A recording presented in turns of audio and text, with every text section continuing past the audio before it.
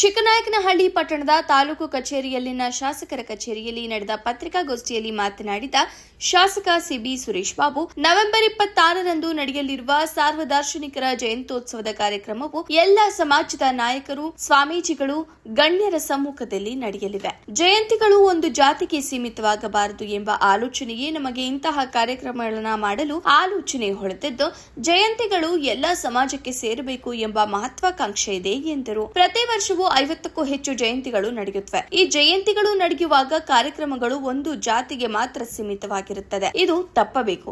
ಜಯಂತಿಗಳಿಗೆ ಎಲ್ಲ ಸಮುದಾಯದವರು ಸೇರಬೇಕು ಎಂಬ ಆಲೋಚನೆಯೂ ಇದೆ. ಅಲ್ಲದೆ ನವೆಂಬರ್ 26ನೇ ತಾರೀಕು ವಿಶೇಷವಾದ ಸಂವಿಧಾನ ದಿನವಾಗಿರುವುದರಿಂದ ಅಂದೇ ಈ ಕಾರ್ಯಕ್ರಮ ಮಾಡುವುದು ಸೂಕ್ತ ಎಂದೇ ಕಾರ್ಯಕ್ರಮ ಆಯೋಜಿಸಲಾಗಿದೆ. ಕಾರ್ಯಕ್ರಮದ ದಿನದಂದು ತಾಲೂಕು ಕಚೇರಿ ಮುಂಭಾಗ ಡಾಕ್ಟರ್ ಬಿಆರ್ ಅಂಬೇಡ್ಕರ್ ಮತ್ತು ಮಹಾತ್ಮ ಗಾಂಧೀಜಿಯವರ ಕಂಚಿನ ಪುತ್ಥಳಿ ಅನಾವರಣಗೊಳ್ಳಲಿದೆ. ಸಾರ್ವದಾರ್ಶನಿಕರ ಜಯಂತ್ಯೋತ್ಸವದ ನೆನಪಿಗಾಗಿ ಪುತ್ಥಳಿ ಅನಾವರಣಗೊಳ್ಳಲಿದೆ ಎಂದರು. ವರದಿ ಫೈರೋಜ್ ಪಾಷಾ, ಬುಕ್ಕಾಪಟ್ಟಣ.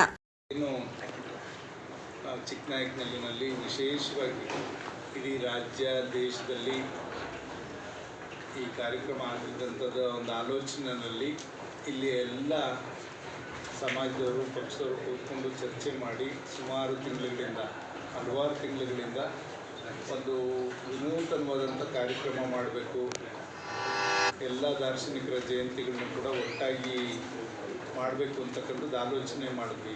ಯಾಕೆ ಆ ಉದ್ದೇಶ ಬಂತು ನಮಗೆಲ್ಲರಿಗೂ ಅಂದರೆ, ಇವತ್ತು ಜಯಂತಿಗಳಿಗೆ ಎಲ್ಲೋ ಒಂದು ಕಡೆ ನಾವು ಜಾತಿಗೆ ಸೀಮಿತವಾಗಿ ಮಾಡ್ತಾ ಇರ್ತಕ್ಕಂಥದ್ದು ಒಂದು ಕಡೆ, ಮತ್ತು ಜಾತಿಯವರು ಕೂಡ ಆ ಜಯಂತಿಗೆ ಎಲ್ಲರೂ ಕೂಡ ಭಾಗವಹಿಸದೇ ಇರ್ತಕ್ಕಂಥದ್ದು, ಅದನ್ನು ಕೂಡ ನಾವೆಲ್ಲ ಗಮನಿಸಿ ಈ ಒಂದು ದಾರ್ಶನಿಕರು ಅವ್ರು ಯಾವುದೇ ಒಂದು ಜಾತಿಗೋ ಮತ್ತು ಒಂದು ಸಮಾಜಕ್ಕೋ ಸೀಮಿತ ಅಲ್ಲ, ಅವರೆಲ್ಲರಿಗೂ ಕೂಡ ನಾಡಿನ ಒಂದು ಒಳ್ಳೆಯದಕ್ಕಾಗಿ ಅವರೆಲ್ಲರೂ ಕೂಡ ಶ್ರಮಿಸಿದಂಥವ್ರು.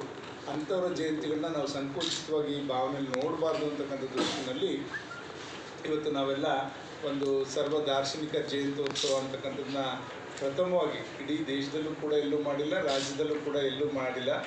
ಆ ಒಂದು ನಿಟ್ಟಿನಲ್ಲಿ ನಾವೆಲ್ಲರೂ ಕೂಡ ಆಲೋಚನೆ ಮಾಡಿದಾಗ ಖಂಡಿತ ಎಲ್ಲರೂ ಕೂಡ ಮೆಚ್ಚಿ, ಎಲ್ಲ ಪಕ್ಷದವರು ಮತ್ತು ಎಲ್ಲ ವರ್ಗದವರು, ಎಲ್ಲ ಜಾತಿಯವರು ಕೂಡ ಮೆಚ್ಚಿ ಇಲ್ಲ ಹಾಗೆ ಮಾಡೋಣ ಅಂತಕ್ಕಂಥ ಅಭಿಪ್ರಾಯಕ್ಕೆ ಬಂದರು.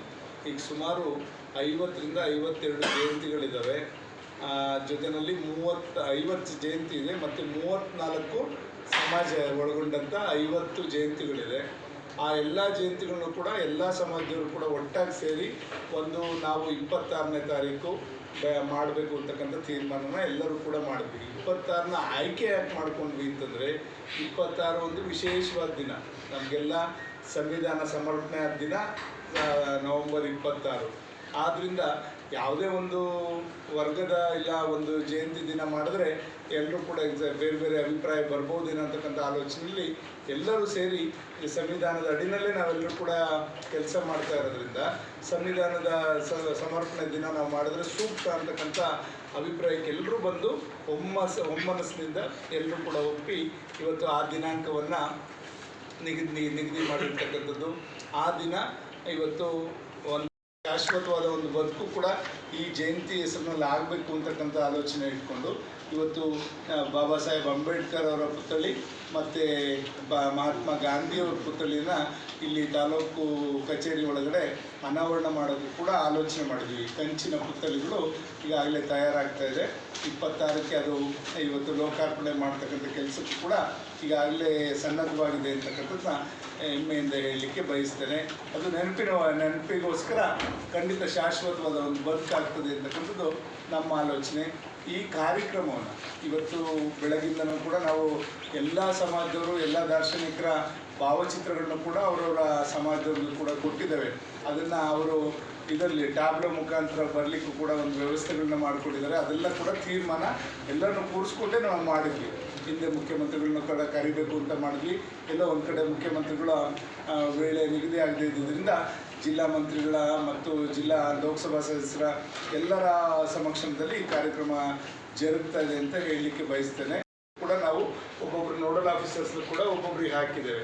ತಾಲೂಕು ಮಟ್ಟದ ಅಧಿಕಾರಿಗಳು, ಪಂಚಾಯತಿ ಮಟ್ಟದ ಅಧಿಕಾರಿಗಳನ್ನೆಲ್ಲರನ್ನು ಕೂಡ ನೇಮಿಸಿ ಬಂದಂಥವ್ರಿಗೆ ಬಂದು ಹೋಗೋವರೆಗೂ ಕೂಡ ಅವ್ರನ್ನ ಗೌರವ ರೀತಿಯಲ್ಲಿ, ಕಾರಣ ರೀತಿಯಲ್ಲಿ ಎಲ್ಲ ರೀತಿಯ ವ್ಯವಸ್ಥೆಗಳನ್ನು ಕೂಡ ಮಾಡಿದ್ದೇವೆ. ಈಗ ಮುಖ್ಯವಾಗಿ ನಮ್ಮ ಜಿಲ್ಲಾ ಸಚಿವರು, ಶಾಸಕರು ಇವರೆಲ್ಲ ಏನಿದ್ದಾರೆ ಇವರೆಲ್ಲರನ್ನು ಕೂಡ ಕರೀಲಿಕ್ಕೆ ನಾವು ಒಂದು ಯೋಜನೆ ಕೂಡ ಈಗ ತಾಲೂಕು ಮಟ್ಟದ ಅಧಿಕಾರಿಗಳನ್ನು ಕೂಡ ನಿಯೋಜನೆಯನ್ನು ಮಾಡುವಂಥದ್ದು ಕೆಲಸ ಮಾಡಿದ್ದೇವೆ. ಬೆಳಗ್ಗೆ 9 ಗಂಟೆಗೆ ಪುತ್ಥಳಿ ಇಲ್ಲಿ ಬಂದಂಥವರು 10:15ಗೆ ಪುತ್ಥಳಿ ಅನಾವರಣ ಆಗ್ತದೆ. ಮತ್ತು 11ಕ್ಕೆ ವೇದಿಕೆ ಕಾರ್ಯಕ್ರಮದಲ್ಲಿ ಒಂದು ವಿಶೇಷವಾದಂಥ ಒಂದು ಚಿಂತನೆಯನ್ನು ಕೂಡ ಇಲ್ಲಿ